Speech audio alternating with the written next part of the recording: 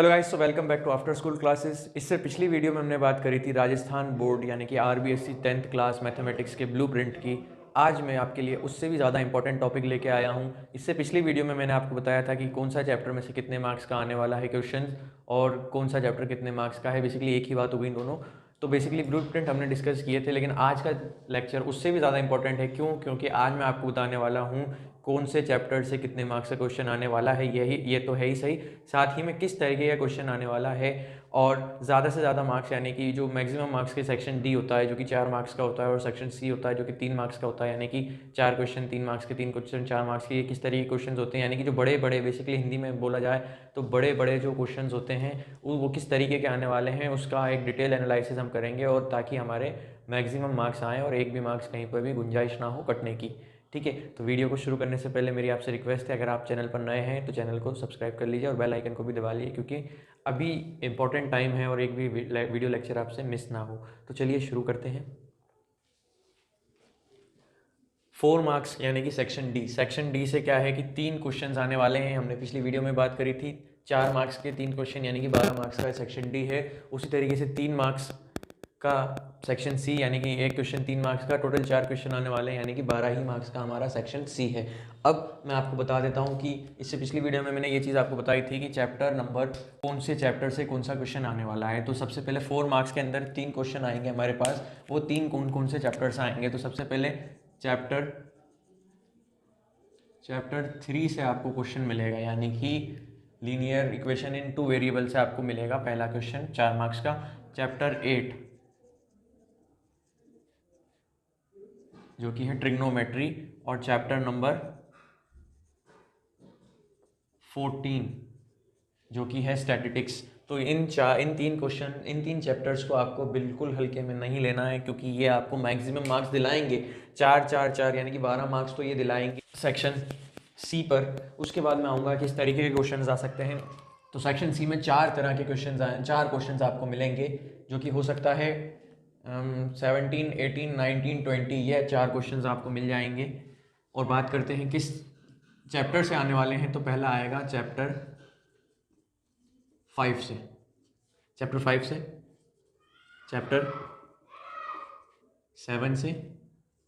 Chapter 10 से, and chapter, जी हाँ, वापस से आ गया चैप्टर 11। तो 11 चैप्टर 2 बड़े दिला रहा है। चैप्टर 5 है आपका एपी अर्थमेटिक प्रोग्रेशन, वहीं चैप्टर 7 है आपका कोऑर्डिनेट ज्योमेट्री, चैप्टर 10 है आपका टेंजेंट, ये सर्कल्स, और चैप्टर 11 वापस से आपका स्टैटिस्टिक्स। तो आपको चैप्टर 11 में से क्वेश्चन 4 मार्क्स में भी नजर आएगा और 3 मार्क्स में भी आपको नजर आएगा। दो बड़े बड़े क्वेश्चंस आपको चैप्टर नंबर 11 से नज़र आने वाले हैं, साथ ही में छोटे 1 1 2 2 मार्क्स के भी आपको नज़र आएंगे।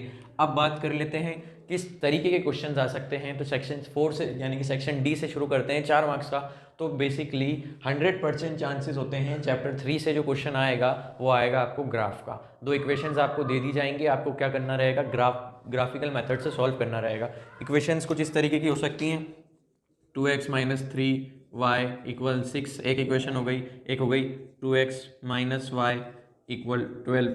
तो ये 2 इक्वेशन को ग्राफ पर प्लॉट करिए और सॉल्यूशन निकालिए। तो इस तरीके के क्वेश्चन 100% आने के चांसेस हैं, और मैं यूँ कहता हूँ कि बिल्कुल आएगा, आप लिख लीजिए, क्योंकि ग्राफ आपका एक ही क्वेश्चन आता है और ग्राफ हमेशा दिया जाता है। तो ग्राफ में ये वाला 3rd चैप्टर से बिल्कुल एक क्वेश्चन आने वाला है जिसको आपको सॉल्व करना है। ठीक है, अब सॉल्व कैसे करना है उस पर भी आपको एक वीडियो लेक्चर में बना दूंगा किस तरीके से सॉल्व करना है। चैप्टर 8 क्या है? तो ट्रिग्नोमेट्री है। ट्रिग्नोमेट्री के अंदर क्या है, 10 सवाल हैं जो बड़े सवाल हैं जिनको प्रूव किया जाता है। जो पहले जब हम लोगों ने 10th पढ़ी थी तो 6 मार्क्स में आते थे, अब आरबीएससी ने 1 1 मार्क्स के MCQ ट्रू फॉल्स ये बढ़ाकर इधर का सेक्शन छोटा कर दिया है। तो हमारा कुछ इस तरीके से चलता था 2 3 और डायरेक्ट 5 या 6, चलिए जो भी है मैं भूल गया। तो इसमें 8 चैप्टर के अंदर आपको आएगा, यहाँ तो आएगा ग्राफ, ठीक है, इधर आएगा आपको प्रूव, क्या ट्रिग्नोमेट्री लगाकर एलएचएस और आरएचएस को प्रूव करिए। और जी हाँ, बढ़ते हैं सबसे इंपॉर्टेंट 11 मार्क्स के चैप्टर स्टैटिस्टिक्स पर। तो स्टैटिस्टिक्स में से 2 चीज़ें आपके पास आएंगी, मीडियन एंड मोड। कि सर मीन क्यों नहीं आया, मीडियन और मोड? तो मीन आगे आपके 3 मार्क्स में आ जाएगा। तो ये 3 आपके क्या हैं, बिल्कुल 4 मार्क्स के क्वेश्चन है और इसके अलावा कोई और पेपर में क्वेश्चन आपको नज़र नहीं आएगा 4 मार्क्स के अंदर, ठीक है। और रही बात चैप्टर 5 की, यानी कि सेक्शन सी की, तो चैप्टर 5 में से किस तरीके का क्वेश्चन आ सकता है तो आपको मालूम भी होगा, और नहीं होगा तो मैं एक एक की प्रैक्टिस भी करा दूंगा अगली वीडियो में। सम ऑफ nth टर्म, सम निकालना रहेगा आपको। चैप्टर 7, तो चैप्टर 7 में देखिए पॉसिबिलिटीज 2-3 तरीके की क्वेश्चन की बन जाती हैं। एक तो बन सकता है एरिया ऑफ ट्राइंगल, इसको लिख देते हैं एरिया ऑफ ट्राइंगल। वो एक फॉर्मूला होता था 1/2 ब्रैकेट x1 y1, इस तरीके से आपने पढ़ा होगा, नहीं पढ़ा होगा मैं बता दूंगा आपको। तो एरिया ऑफ ट्राइंगल का एक क्वेश्चन बन जाता है। अब ट्राइंगल के अलावा हो सकता है आपको वो रेक्टेंगल दे दे, उसका एरिया तो आप 2 ट्राइंगल की फॉर्म में निकाल लीजिए, या हो सकता है एक फिगर दे दे जिसके कुछ रिलेशन दे दे और प्रूफ करा ले कि ये रोम्बस है, तो ये भी हम कर लेंगे। या एक चौथा क्वेश्चन बनता है फाइंड वैल्यू ऑफ के की वैल्यू फाइंड करना। तो ये के की वैल्यू किस तरीके से फाइंड होगी ये भी मैं आपको बता दूंगा, बड़ी ही आसानी से हम इन चारों तरीके के क्वेश्चन को एक दिन के अंदर सॉल्व कर लेंगे, एक ही लेक्चर के अंदर। चैप्टर 10 के अंदर 2-4 थ्योरम्स हैं, तो थ्योरम प्रूफ करवाएगा, थ्योरम प्रूफ। और चैप्टर 11 जैसा कि हम बात कर रहे थे कि मोड आ गया, मीडियन आ गया, तो यहाँ आ जाएगा मीन। जी यहाँ पर आ जाएगा mean. Sum of nth term, area, rhombus और रेक्टेंगल, रोम्बस, के की वैल्यू, थ्योरम प्रूफ और मीन। इनसे ज़्यादा एक्स्ट्रा क्वेश्चन और कोई सा नहीं आने वाला है। 7 क्वेश्चन हैं, एक ग्राफ, ट्रिग्नोमेट्रिक प्रूफ, चैप्टर 14 में से मोड, मीडियन। उसके बाद चैप्टर नंबर 5 में से एपी में सम का क्वेश्चन आएगा। सम के बाद चैप्टर नंबर 7 में से एरिया पूछ सकता है ट्राइंगल का, रेक्टेंगल का पूछ सकता है, रोम्बस प्रूफ करा सकता है, या के की वैल्यू एक रिलेशन दे देगा मिड पॉइंट फॉर्मूले से, या जो भी सेक्शन फॉर्मूला लगेगा उससे हम के की वैल्यू को निकाल लेंगे। थर्ड थिंग है हमारे पास चैप्टर 10, दैट इज सर्कल के अंदर एक थ्योरम प्रूफ करवा लेगा, टेंजेंट से रिलेटेड कोई परपेंडिकुलर होता है नहीं होता, 90 डिग्री बनता है, या जो भी वैल्यूज होती हैं, ठीक है, ये प्रूफ करा लेगा। और चैप्टर 11 में से एक और क्वेश्चन आएगा जो कि आएगा मीन का। इससे ज़्यादा और कोई एक्स्ट्रा क्वेश्चन बड़े सेक्शन में यानी कि सेक्शन सी और सेक्शन डी में से नहीं आने वाला।